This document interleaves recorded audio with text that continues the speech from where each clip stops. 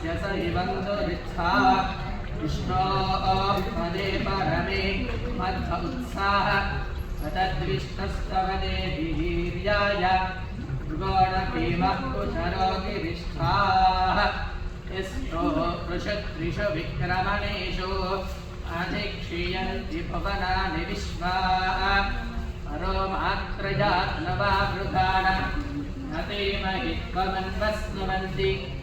श्वेते विद्मरदसि पृथिव्यार्ष्णोदे भद्मम् परमस्य वित्से विचक्रमे पृथिवी मेष एता क्षेत्राय विष्णुर्मणुलेदस्यन्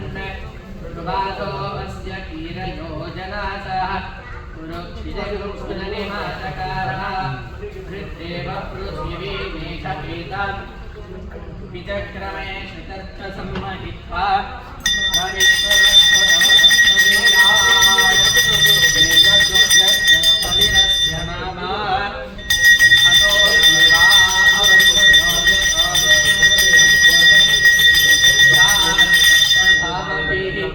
इदं विष्णुर्विचक्रमे त्रेधा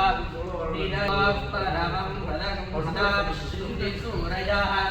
दिवि वदक्षोधातम् तद्विप्रासो विपण्यवोजा प्रभावं तस्य विन्धते